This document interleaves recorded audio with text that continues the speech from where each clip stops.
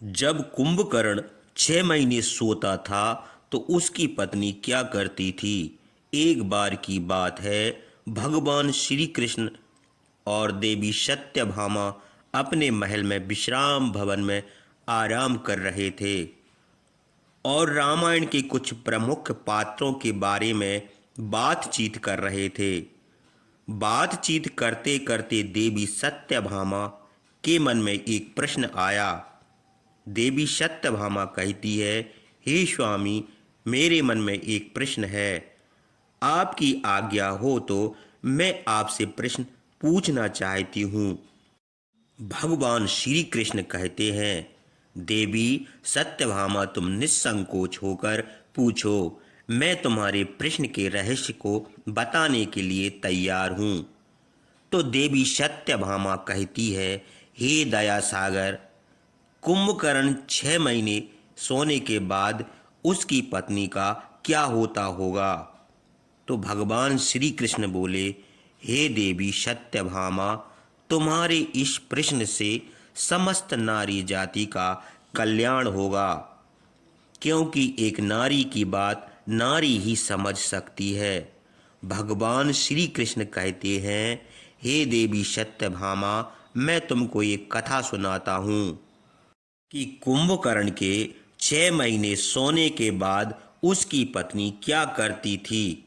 देवी, इस कथा को जो भी स्त्री सुनती है वह सदा सुहागन रहती है और हर पुरुष के जीवन में पत्नी का वियोग नहीं होता। तो देवी सत्यभामा कहती हैं, हे स्वामी, मैं इस कथा को ध्यान से सुनूंगी। कृपया आप इस कथा को सुनाना प्रारंभ कीजिए।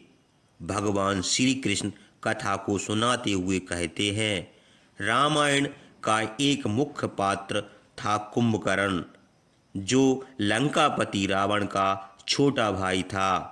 रावण का यह भाई इतना भयंकर था कि एक दिन में अनेक जीव जंतुओं को भोजन अकेला ही करता था। इसके बाद भी उसका पेट में चूहा हाथी दौड़ते थे। भूख शांत न होती थी। कुंभकर्ण अपनी प्रजा को भी खा जाता था। ब्रह्मदेव कुंभकर्ण की शक्ति से दुखी थे, क्योंकि ब्रह्मदेव को पता था कि आज नहीं तो कल कुंभकर्ण की भूख संसार में हाहाकार मचा देगी। फिर एक दिन रावण, कुंभकर्ण और विभीषण तीनों भाइयों ने मिलकर ब्रह्मा जी की तपस्या प्रारंभ की। काफी दिन तक घोर तपस्या करते रहे। फिर ब्रह्मा जी उनके सामने प्रकट हुए। ब्रह्मदेव ने तीनों भाइयों से वरदान मांगने को कहा। तो रावण ने अमर तत्व का वर मांगा, लेकिन वह वरदान देने से ब्रह्मदेव ने मना कर दिया और कहा कि तुम्हारा जीवन तुम्हारी नाभि में स्थित है, जिससे शत्रु आसानी से तुम्हारा वध नहीं कर पाएगा। जब बारी विभीषण की आई तो उन्होंने संपूर्ण जीवन में विष्णु भक्ति मांगी। कुंभकर्ण के इंद्रासन पाने की इच्छा से यह घोर तपस्या की थी, जिससे इंद्रदेव भी काफी चिंतित थे। इंद्रदेव अपनी इस चिंता के निवारण के लिए देवी सरस्वती के पास पहुँचे और उनसे विनती की, आप कुंभकर्ण की मति फेर दीजिए, जिससे वह इंद्र आसन ना मांग सके। इंद्रदेव की व्यथा सुनकर देवी सरस्वती कुंभकर्ण की जीभ पर बैठ गईं। जब ब्रह्मदेव ने कुंभकर्ण से वर मांगने को कहा, तब कुंभकर्ण ने इंद्रासन की जगह निद्रासन मांग लिया।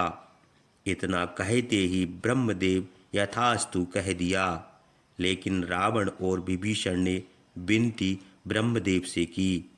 कहा कि यदि ये आजीवन सोता रहेगा तो संसार का सुख कब देखेगा। यह सुनकर ब्रह्मदेव ने 6 माह बाद एक दिन कुंभकर्ण को जागने का वरदान दे दिया और अगले दिन से 6 महीने तक सोने का कह दिया। सोते रहने के वरदान के साथ साथ ब्रह्मदेव ने यह चेतावनी भी दी थी कि यदि कोई समय से पूर्व कुंभकर्ण को जगाए तो वह दिन कुंभकर्ण का अंतिम दिन होगा। इतना कहकर ब्रह्मदेव अंतर्ध्यान हो गए। ब्रह्मा जी के वरदान के अनुसार कुंभकर्ण 6 महीने सोता था, फिर एक दिन जागता था और फिर 6 महीने सोता था। इस वरदान के बाद कुंभकर्ण सो गया तो 6 महीने बाद उठा तो पूरी लंका में हाहाकार मच गया, क्योंकि उसका शरीर एक विशाल पर्वत की तरह था और उठते ही उसे भूख लगी। सबसे पहले उसने लंका में खाना ढूंढना शुरू कर दिया। उसने लंका की वाटिका से फल तोड़कर खा लिए। सभी फल खाने के बाद भी उसका पेट नहीं भरा, तो उसने लंका से बाहर जाकर लोगों को खाना शुरू कर दिया। कुंभकर्ण का शरीर बहुत बड़ा था। वह आदमियों को अपनी एक उंगली से उठा लेता था और उठाकर अपने मुंह में चबा लेता था। फिर रावण ने मंदोदरी से विवाह किया तो उसके बाद रावण ने बलि से अपने भाई कुंभकर्ण के लिए उनकी कन्या ब्रजबाला का हाथ मांगा। ब्रजबाला बलि की पुत्री थी और बलि विरेचन का बेटा था।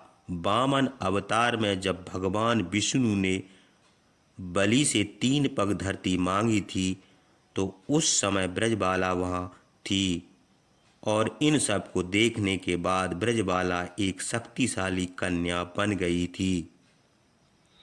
उसे हथियार बनाने की अच्छी समझ थी। रावण के बोलने में कुंभकर्ण और ब्रजबाला का विवाह हो गया। ब्रजबाला कुंभकर्ण के साथ लंका आ गई और लंका में बड़े बड़े अस्त्र शस्त्र बना रही थी। कुछ समय के बाद ब्रजबाला और कुंभकर्ण के 2 बेटे हुए, जिसका नाम कुंभ और दूसरे का नाम निकुंभ था। इसके अलावा कुंभकर्ण ने 2 विवाह और किए और यह दोनों विवाह उसने अपनी मर्जी से किए थे। कुंभकर्ण की दूसरी पत्नी का नाम करकटी था। करकटी एक राक्षस पुत्री थी जो सह्याद्री की राजकुमारी थी, जिस पर कुंभकर्ण मोहित हो गया था और बाद में कुंभकर्ण ने करकटी से विवाह कर लिया था। करकटी से कुंभकर्ण के पुत्र भीमासुर का जन्म हुआ था, जो कि एक क्रूर राक्षस था। करकटी कुंभकर्ण के साथ लंका में नहीं रहती थी, वह पर्वत पर रहती थी। अंत तक वहीं रही। कुंभकर्ण का तीसरा विवाह कुतुबपुर के महोदर नामक राजा की बेटी तड़पमाला से हुआ था, जो बाद में लंका में ही रह रही थी। कुंभकर्ण की पहली पत्नी ब्रजबाला को रावण ने लंका की शस्त्र बनाने वाली सेवा का सेनानायक बना दिया, क्योंकि उसे शस्त्रों का बारे में बहुत ज्ञान था। इसलिए वह अपनी सेना के साथ शस्त्र बना रही थी और कुंभकर्ण की तीसरी पत्नी तड़पमाला उसके लिए 6 महीने तक भोजन बनाती थी, ताकि जब कुंभकर्ण उठे तो उस भोजन को खाकर उसकी भूख मिट जाए। दोस्तों, रावण और कुंभकर्ण शुरू से राक्षस नहीं थे, एक शाप के कारण वह राक्षस बने थे। धर्म ग्रंथों के अनुसार भगवान श्री विष्णु के दरबार में जय और विजय नामक 2 द्वारपाल थे। एक बार सनक, सनद, सनातन और सनत कुमार नामक 2 4 मुनि भगवान श्री विष्णु के दर्शन करने के लिए आए थे। उस समय जय और विजय नाम के श्री विष्णु के 2 पहरेदार ने उनकी हंसी उड़ाते हुए उन्हें रोकने का प्रयास किया। इससे वे चारों मुनि बहुत गुस्से में आकर श्राप देते हुए बोले कि तुम्हारे कर्म तो असुरों जैसे हैं, इसलिए तुम इसी क्षण असुर हो जाओगे। यह तुम्हारा कोई काम नहीं। इस पर जय और विजय को अपनी गलती का एहसास हुआ और उन्होंने उन ऋषियों से क्षमा मांगी। इस पर उन ऋषियों ने कहा कि हम श्राप को वापस नहीं ले सकते, परंतु इतना हो जाएगा कि तुम्हें हमेशा के लिए नहीं बल्कि 3 जन्मों के लिए असुर योनि में रहना पड़ेगा, और तीनों ही जन्मों में तुम्हें मुक्ति करने के लिए स्वयं श्री विष्णु आएंगे। उसके बाद तुम फिर इस पद को प्राप्त करोगे। त्रेता युग के समय रामायण में भी कुंभकर्ण की पूर्व जन्म का उल्लेख है। असल में एक ऋषि के शाप के कारण कुंभकर्ण जंगल में भटक रहा था।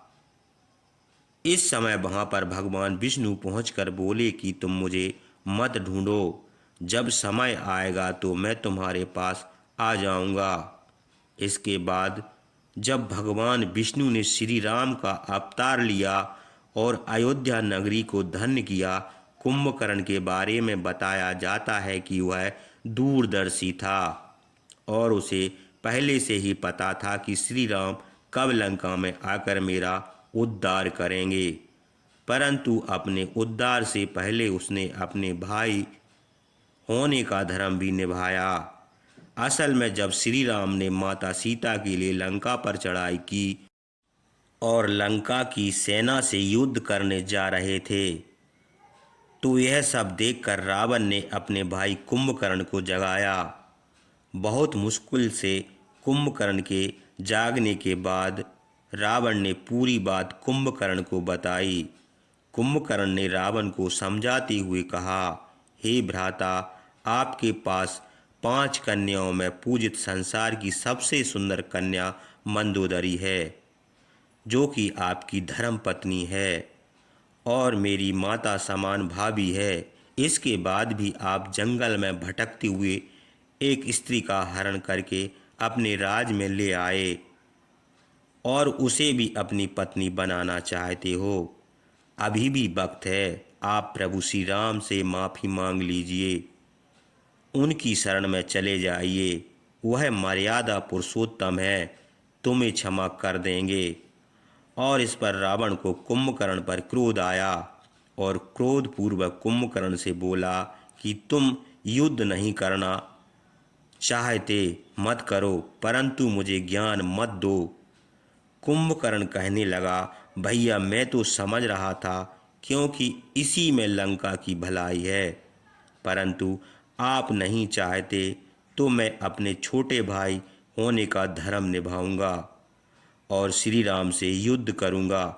इतना कहकर कुंभकर्ण रणभूमि की ओर चल पड़ा। जब कुंभकर्ण रणभूमि की तरफ जा रहा था, ऐसा लग रहा था जैसे बड़ा पर्वत जा रहा हो। कुंभकर्ण ने रणभूमि में पहुंचकर वानर सेना में हाहाकार मचा दिया। उसने भगवान श्री राम की सेना को तितर बितर कर दिया और ना जाने कितने ही बंदरों को भी मार दिया। तो यह सब देखकर श्री राम ने देखा कि कुंभकर्ण अब नहीं मानेगा। तब श्री राम ने धनुष पर बाण चढ़ाया और कुंभकर्ण को मार डाला। कुंभकर्ण के मरने के बाद रावण दुखी हो गया, क्योंकि उसने अपने भाई को खोया था, परंतु रावण से ज़्यादा दुखी कुंभकर्ण की पत्नी ब्रजबाला और तड़पमाला भी थीं। वे सती हो गईं, क्योंकि वज्रवाला और तड़पमाला दोनों ने श्री राम से प्रार्थना की थी कि उन्हें भी इस असुर योनि से मुक्ति मिल जाए, और श्री राम जी ने बाद में ऐसा ही किया। तब भगवान श्री कृष्ण कहते हैं, हे देवी सत्यभामा, कुंभकर्ण के साथ साथ उसकी पत्नियों